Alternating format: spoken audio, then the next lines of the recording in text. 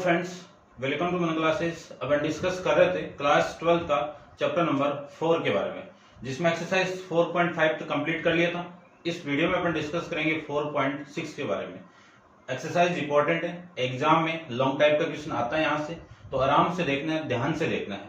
ठीक है, तो डिस्कस करते हैं। आपकी जो फर्स्ट हेडिंग है वो है application of determinant and matrices, यानी आयु और सारणी के अनुप्रयोग। एप्लीकेशन यानी इनके अनुप्रयोग। अनुप्रयोग क्या होता है कि डिटरमिनेंट और मैट्रिक्स का यूज कहां कहां हुआ है, उन्हीं को क्या कहते हैं, एप्लीकेशंस कहते हैं, अनुप्रयोग कहते हैं। इसमें जो फर्स्ट हेडिंग है वह solution of system of linear equation using inverse of A matrix. Inverse of matrix का यहां पे अपन शॉर्ट में लिखेंगे मैट्रिक्स मेथड। क्या लिखेंगे? Matrix method. इसी को कहते हैं अपन क्या? Matrix method. ठीक है ना, ये आप ध्यान में रखना। इसको हिंदी में कहते हैं आयु व्युत्क्रम द्वारा रैखिक समीकरण के निकाय का हल। ठीक है ना, आराम से देखना है। यहां पे एक नाम आया है इनवर्स ऑफ मैट्रिक्स।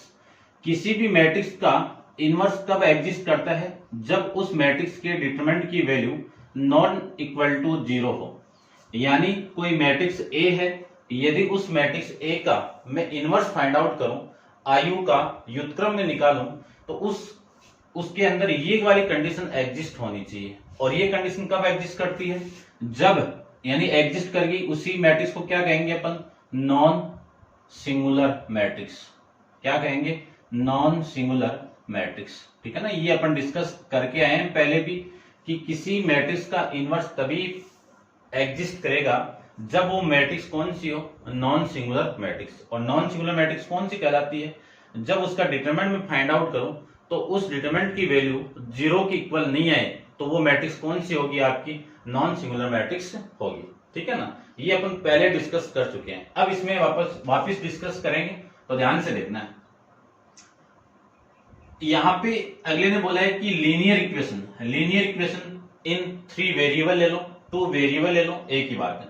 यानी 2 चरों वाली समीकरण भी आएगी और 3 चरों वाली समीकरण भी आएगी। तो मैं यहां पे एक एग्जांपल ले लेता हूं, a1x plus b1y plus c1z equal to d1। ये इक्वेशन नंबर फर्स्ट आ गई। a2x plus b2y plus c2z equal to d2। ये इक्वेशन नंबर आपकी सेकंड। फिर a3x plus b3y plus c3z equal to d3। ये equation number आपकी third आ गई। 3 equation दी हुई है और 3 क्या दिए हुए आपके? वेरिएबल यानी चर दिए हुए हैं। और a1 b1 ये सारे क्या आपके? कांस्टेंट वैल्यू है। यहाँ पे वेरिएबल का काम कौन कर रहा है? x y z कर रहा है। इन्हीं की वैल्यू फाइंड आउट करना आपको किसके द्वारा? मैट्रिक्स मेथड के द्वारा। आई बात समझ में? अब इसी को मैं मैट्रिक्स के रूप में लिखना चाहूं तो इसको मैट्रिक्स रूप में लिख लीजिए, a1 b1 c1 a2 b2 c2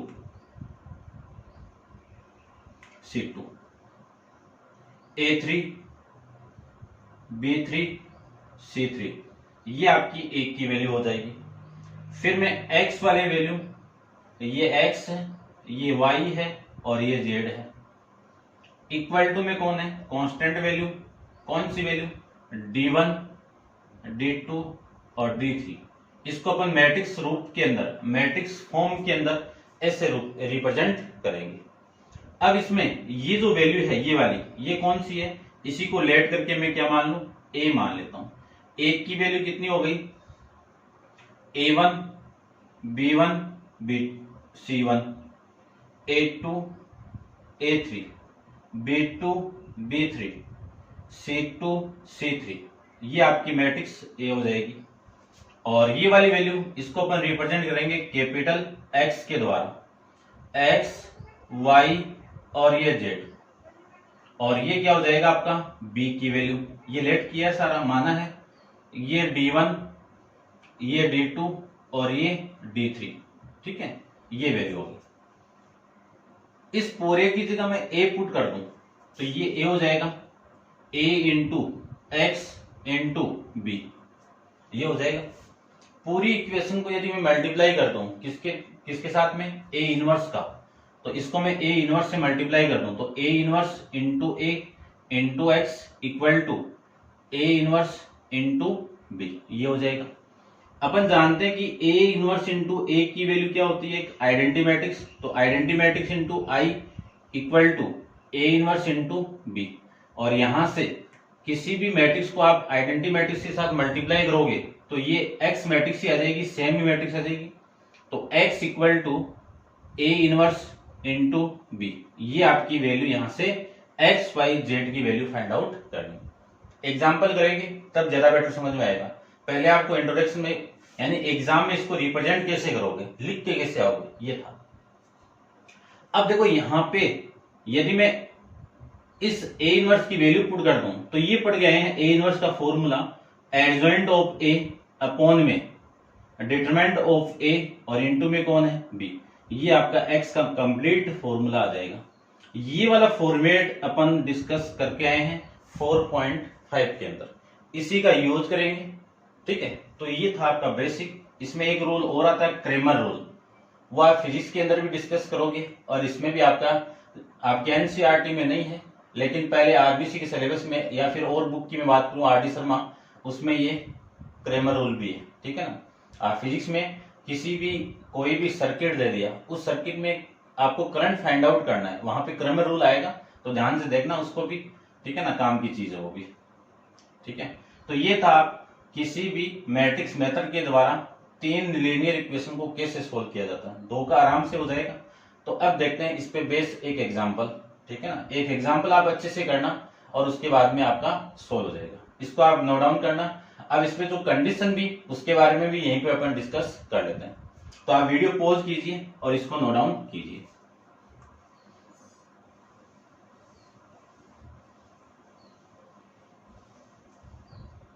देखिए केस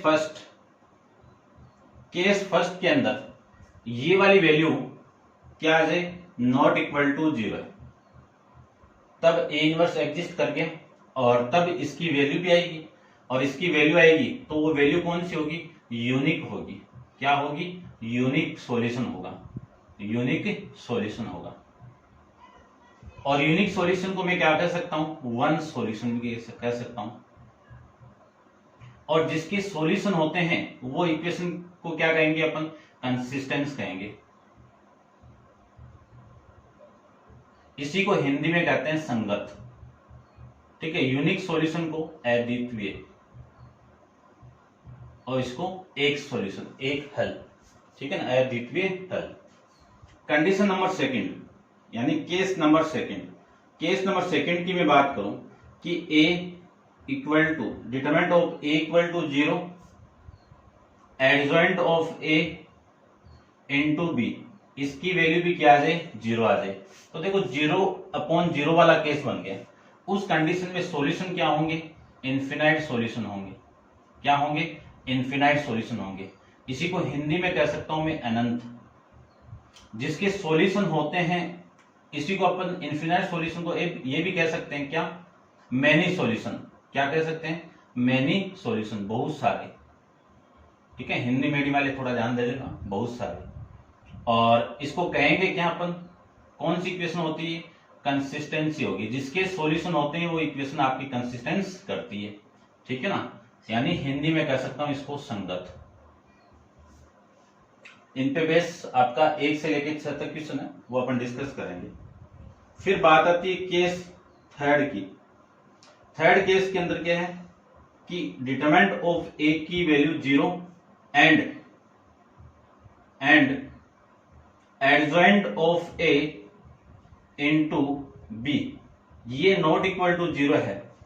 उस कंडीशन के अंदर सॉल्यूशन क्या होंगे, नो सॉल्यूशन होंगे, नो सॉल्यूशन। और जिसके सॉल्यूशन ही नहीं होते हैं वो इक्वेशन क्या होगी, इनकंसिस्टेंस करती है, इनकंसिस्टेंस। इसी को हिंदी में कहते हैं, इसी को हिंदी में कहेंगे असंगत।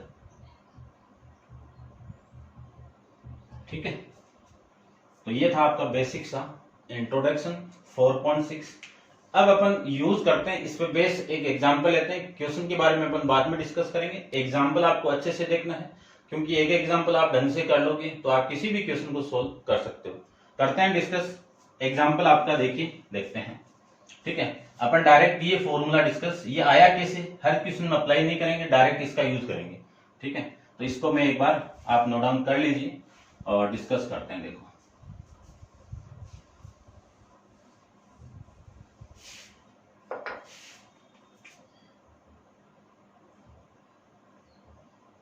एग्जाम्पल आपका है, आपकी बुक का एग्जाम्पल है।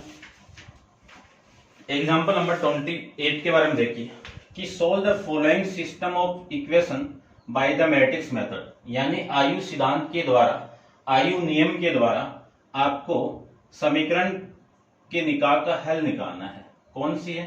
3x minus 2y plus 3z equal to 8, 2x plus Y minus Z equal to 1, 4x minus 3y plus 2z equal to 4। ये इक्वेशन है। दोबारा चेक कर लेता हूं। 3x minus 2y plus 3z equal to 8, 2x plus Y minus Z equal to 1, 4x minus 3y plus 2z equal to 4। ये आपकी value है और इसके द्वारा आपको वैल्यू यानी सॉल्यूशन फाइंड आउट करना है। एक्स वाई जेड की वैल्यू फाइंड आउट करनी है। ठीक है, तो इसका एक्स वाई जेड की वैल्यू फाइंड आउट करने के लिए यानी सॉल्यूशन 1 आएगा।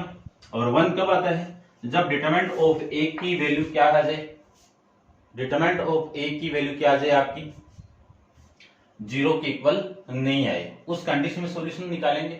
पहले जो इक्वेशन दी हुई है उन्हीं इक्वेशन को अपन किस रूप में लिखेंगे? मैट्रिक्स फॉर्म में रिप्रेजेंट करेंगे। तो रिप्रेजेंटिंग बाय मैट्रिक्स फॉर्म, तो इसको मैं मैट्रिक्स फॉर्म में रिप्रेजेंट कर दूं तो आपकी जो वैल्यू आएगी वो देखिए, ये 3, एक्स की वैल्यू 3, 2 और 4। वाई की बात करूं तो -2, 1 और -3। जेड की बात करूं 3, -1 और 2। ये तो आ जाएगी ये मैट्रिक्स। फिर इनके साथ में मल्टीप्लाई भी कौन है? वेरिएबल है, एक्स वाई जेड। फिर कांस्टेंट वैल्यू आपकी 8, 1 और 4, ये आपकी कांस्टेंट वैल्यू। इसी को अपन ए से रिप्रेजेंट करेंगे। ये पूरी की आपकी मैट्रिक्स ए। ठीक है, मैं लिख देता हूं।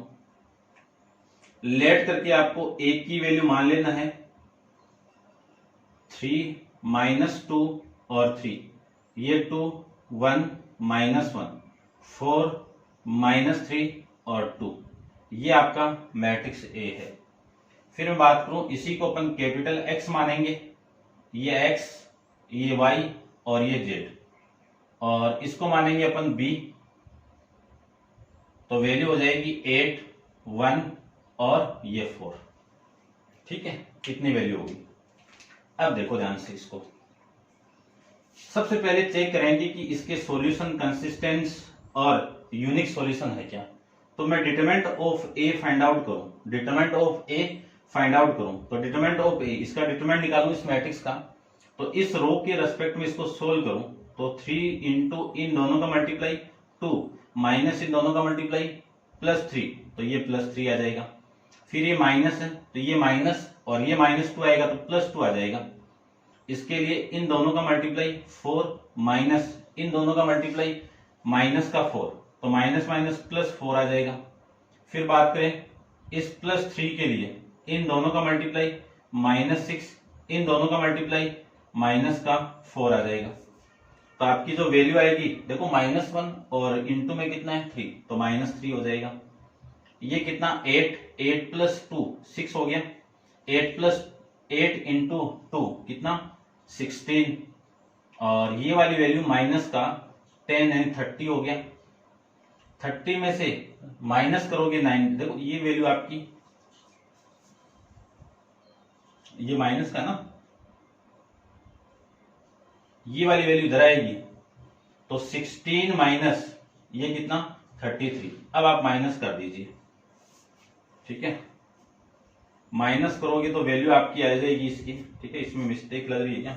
देखो कितना आ रहा है 6, 13 में से 6 गया तो 7 और ये आपका 1, माइनस का 17 आ जाएगा। डिटरमिनेंट ऑफ ए की वैल्यू कितनी आ गई, माइनस का 17 आ गई, और जो वैल्यू क्या है नॉट इक्वल टू 0 है, ठीक है। और नॉट इक्वल टू 0 हो गया तो ए इनवर्स क्या करेगा, आपका एग्जिस्ट करेगा। ए इनवर्स क्या करेगा, एग्जिस्ट करेगा। आई बात समझ में, विद्यमान होगा। और विद्यमान हो गया ये ए इनवर्स, तो इसका सॉल्यूशन भी क्या होगा, निकाल सकते हैं सॉल्यूशन को भी, ठीक है।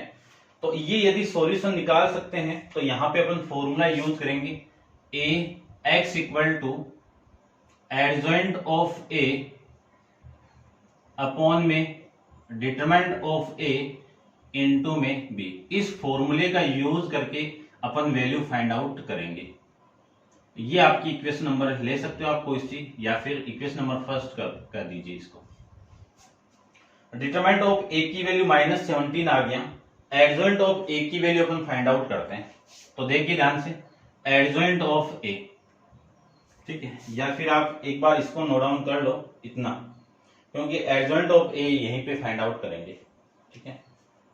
और कुछ एक में वैल्यू लिख देता हूं, एडजॉइंट ऑफ ए आपको फाइंड आउट करना है, तो इसका फॉर्मूला क्या है, कोफैक्टर ऑफ ए, कोफैक्टर यानी सहखंड का ट्रांसपोज करेंगे। अब इसकी वैल्यू फाइंड आउट करनी है, तो यहां पे करता हूं मैं। तो पहले आप इतना नोट डाउन करो, फिर इतना करो। इसके नीचे क्या लिखना है, इसके नीचे ये लिखना आपको, ठीक है। देखना क्या लिखना है, इसको रब कर देता हूं मैं। अब जस्ट इसके नीचे ये लिखना है, क्या, एडजॉइंट ऑफ ए लिखना है। तो adjoint of A equal to, matrix में आओ, इस एलिमेंट के लिए आपका जो कोफैक्टर हुआ वो क्या हुआ, देखो इन दोनों का मल्टीप्लाई आपका 2 प्लस माइनस इन दोनों का मल्टीप्लाई 3 हो जाएगा, और साइन अपन बाद में यूज कर देंगे, जानते हैं ना, प्लस माइनस प्लस वाला। फिर इस एलिमेंट के लिए चेक करूं तो ये कैंसिल आउट, ये कैंसिल आउट, इन दोनों का मल्टीप्लाई 4 माइनस इन दोनों का मल्टीप्लाई -4, तो +4 हो जाएगा ये। इस एलिमेंट के लिए चेक करें तो ये कैंसिल आउट, इन दोनों का मल्टीप्लाई -6 और माइनस का इन दोनों का मल्टीप्लाई ये 4, ये वैल्यू आ जाएगी आपकी। उसके बाद में इसकी में बात करूं तो ये कैंसिल आउट, ये कैंसिल आउट, इन दोनों का मल्टीप्लाई -2, ठीक है, और ये माइनस इसका और इसका मल्टीप्लाई करें तो -9, तो +9 आ जाएगा। इसके लिए चेक करूं तो ये कैंसिल आउट, ये कैंसिल आउट, इन दोनों का मल्टीप्लाई 6, इन दोनों का मल्टीप्लाई -12। इसके लिए चेक करूं तो ये कैंसिल आउट, ये कैंसिल आउट, इन दोनों का मल्टीप्लाई -9 और इन दोनों का मल्टीप्लाई -8, तो +8 हो जाएगा। ये आपकी वैल्यू आ गई। इसके लिए चेक करूं तो ये एलिमेंट के लिए ये कैंसिल आउट, ये कैंसिल आउट, इन दोनों का मल्टीप्लाई 2 माइनस इन दोनों का मल्टीप्लाई 3 आ जाएगा।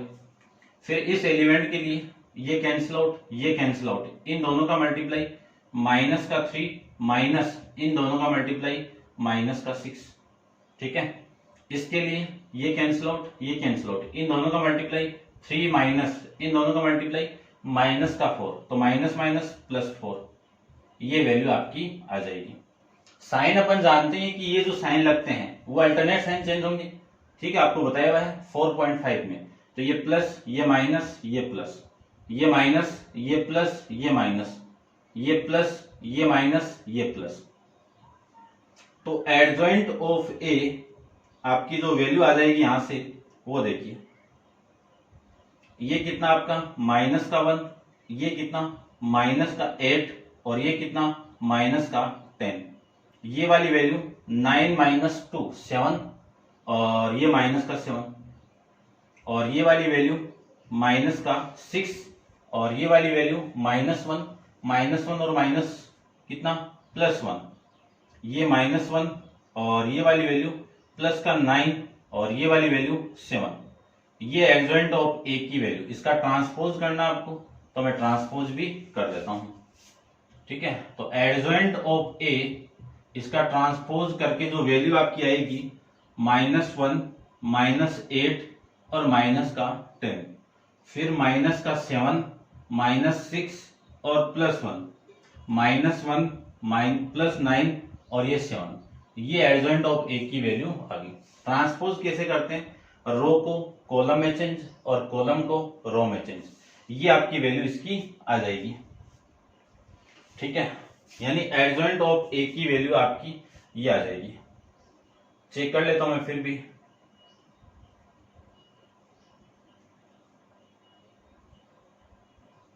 ये एलिमेंट आपका सही नहीं आ रहा है ना, ये वाला। ठीक है,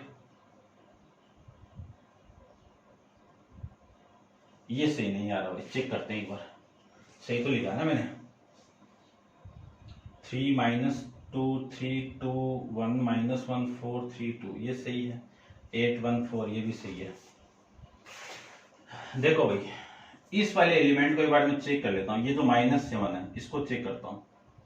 इस एलिमेंट के लिए निकाल रहे हैं अपन, इसके लिए इसको कैंसिल आउट किया, इसको कैंसिल आउट किया, इन दोनों का मल्टीप्लाई, ये -4 आएगा।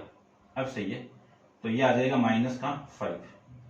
ठीक है, तो ये 5 है तो ये 5 आ गया। ठीक है, चेक कर लेते हैं अपन थोड़ा। ठीक है, ये आ जाएगा। अब ये एडजॉइंट ऑफ ए की वैल्यू में x के अंदर पुट कर दूं, यानी फ्रॉम समीकरण, फ्रॉम इक्वेशन फर्स्ट, समीकरण 1 से x equal to adjoint of A की वैल्यू। देखो 1 अपॉन, इसकी वैल्यू तो कितनी है 1 अपॉन में डिटरमिनेंट ऑफ ए की वैल्यू कितनी आई थी, -17 आया था। एडजॉइंट ऑफ ए की वैल्यू आप देखो इस फॉर्मूले को ऐसे लिख सकते हो, 1 अपॉन डिटरमिनेंट ऑफ ए और एडजॉइंट ऑफ ए इनटू में बी, ऐसे लिख सकते हो। तो x equal to 1 upon -17, adjoint of A की वैल्यू -1 -5 -1, माइनस का 8 -6 + 9 -10 1 और ये 7, ये एडजॉइंट ऑफ ए। फिर बी की वैल्यू, बी की वैल्यू कितनी है आपकी 8 और ये 1 ये 4, इन सबको आप मल्टीप्लाई करोगे तो आपकी वैल्यू आ जाएगी। तो मल्टीप्लाई कर देता हूं मैं यहीं पे, देखो x की वैल्यू कितनी है, x अपन बाद में पुट करेंगे, 1 अपॉन -17। अब इसका मल्टीप्लाई करें, इस पूरी रो को इस कॉलम से मल्टीप्लाई कर दें तो इन दोनों का मल्टीप्लाई -8 प्लस इन दोनों का मल्टीप्लाई -5, इन दोनों का मल्टीप्लाई -4, ये वैल्यू आ गई। फिर मैं इसको इसके साथ मल्टीप्लाई कर दूं तो -64, इन दोनों का मल्टीप्लाई कर दूं तो -6, इन दोनों का मल्टीप्लाई 9 चौक 36 तो +36, इसका मल्टीप्लाई इसके साथ में करूं तो -80, इन दोनों का मल्टीप्लाई +1, इन दोनों का मल्टीप्लाई 7 चौक 28, ये आपकी वैल्यू यहां से आ जाएगी। ठीक है, अब आप वीडियो पॉज करके इसको एक बार नोट डाउन करो इतना। ठीक है, इसमें मैं यहां पे लिख देता हूं, देखो